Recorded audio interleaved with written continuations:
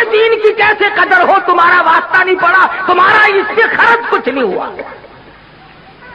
سلطان عالمگیر سب کہہ دو رحمت اللہ علیہ، بادشاہ وقت ہے، حکمراں ہے دلی کا،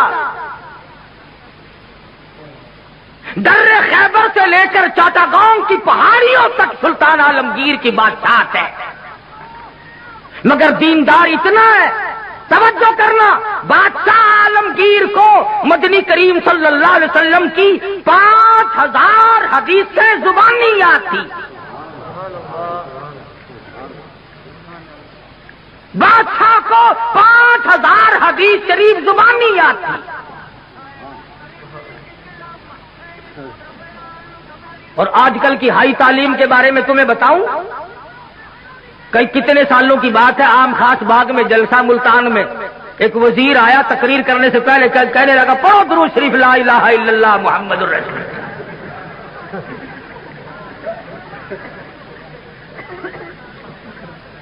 تعلیم بہت ہو گئی ہے۔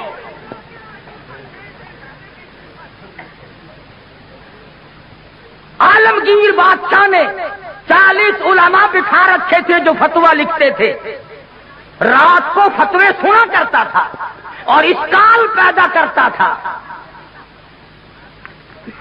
ملا جیون رحمت اللہ علیہ عالمگیر کا استاد ہے، انتقال کر گیا، میں نے اور آپ نے بھی مر جانا ہے۔ فوت ہونے سے پہلے وصیت نامہ لکھ دیا، فرماتے ہیں میری نماز جنازہ وہ آدمی پڑھائے جس کی تمام عمر میں جب سے ہوش و حواس سنبھالا ہے اس کی ایک دن بھی سفر میں، حضر میں، دکھ میں، درد میں، بیماری میں کبھی بھی کسی حال میں بھی تہجد کی نماز قضا نہ ہوئی ہو۔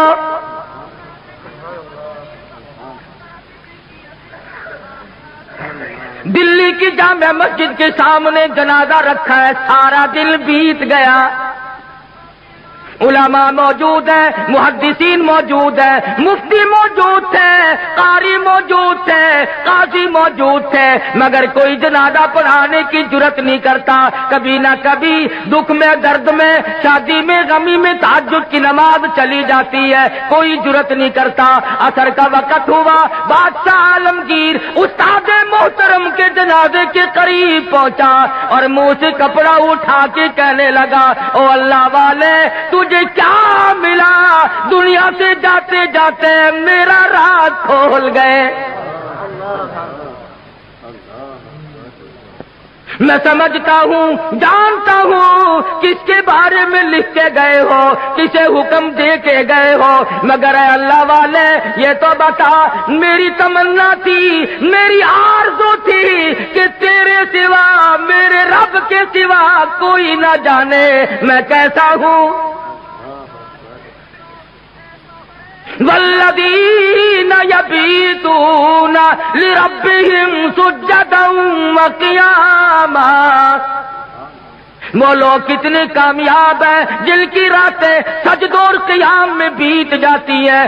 امن ہوا قانت آناء اللیل۔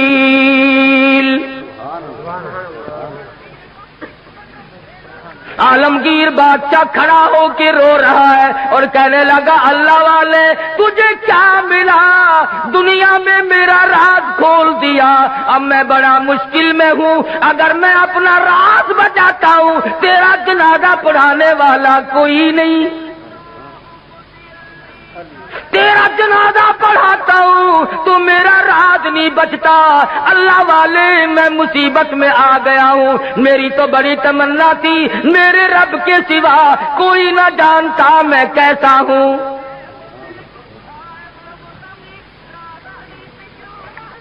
اب میں اور کیا کر سکتا ہوں، میرا اللہ مالک ہے۔ کھڑے ہو کر کے فرمانے لگے، او لوگوں صف درست کرو، میں فقیر جنازہ پڑھاؤں گا۔ کبھی بادشاہ ایسے ہوا کرتے تھے، آج لوگوں چودھریوں کی اولاد قرآن نہیں پڑھتی، آڑتیوں کی اولاد قرآن نہیں پڑھتی، شیخوں کی اولاد قرآن نہیں پڑھتی، ملکوں کی اولاد قرآن نہیں پڑھتی، خانوں کی اولاد قرآن نہیں پڑھتی، تھانے دار کی اولاد قرآن نہیں پڑھتی، اے سی کی اولاد قرآن نہیں پڑھتی، تحصیلدار کی اولاد قرآن نہیں پڑھتی، اس لیے کہ اس کو کوئی مقدس کتاب نہیں مانتا۔ ساری عمر میں چودھری نے کبھی بنگلے میں، کوٹھی میں، مکان میں، دکان میں قرآن کو داخل نہیں ہونے دیا۔ ہر چیز مکان میں آئے گی، دنیا دار آئیں گے، چھوٹے بڑے، امیر و غریب، بنگلے میں، ڈیرے میں آئیں گے جائیں گے، مگر اللہ کے قرآن کے لیے داخلہ بند ہے۔ جب تک چودھری مرے گا نہیں قرآن کا داخلہ بند، جب تک شیخ مرے گا نہیں قرآن کریم کا داخلہ بند، جب تک ملک اور خان مرے گا نہیں اس وقت تک قرآن کریم کا داخلہ بند۔ جب مر جائے فوراً داخلہ کھلتا ہے۔ اس مسجد کے مولوی کو بھی بلا کے لاؤ، اس مسجد کے مولوی کو بھی بلا کے لاؤ، ادھر کے طالب علم بھی بلاؤ، ادھر کے طالب علم بھی بلاؤ، چاروں طرف بیٹھے ہیں، قرآن مجید کی تلاوت ہو رہی ہے۔ مرنے والے کا بیٹا بیچ میں کھڑا ہوتا ہے اور کہتا ہے مولانا او قاری صاحب آج تو اتنا قرآن پڑھو، آج تو اتنا قرآن پڑھو، آج تو اتنا قرآن پڑھو، میرے ابا مرحوم کو بہشت میں ٹھوک کے جانا۔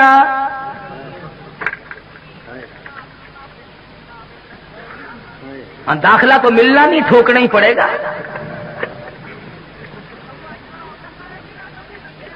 آج قرآن یاد آیا، اس کا مطلب تو یہ ہوا کہ یہ قرآن مردوں کے لیے اترا ہے۔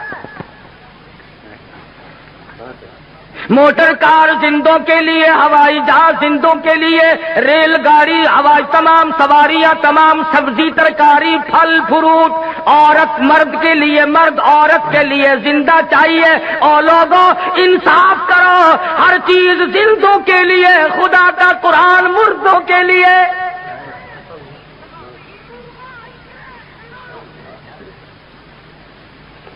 پڑھنا چاہیے جی، بڑا ثواب ہے جی، بڑا ثواب ہے جی، جتنا قرآن پڑھ سو قبر چڑھتا۔ عقل نہیں رہتی آدمی میں بات کرنے کی، اب یہی وجہ ہے نا عقل ٹھکانے نہیں۔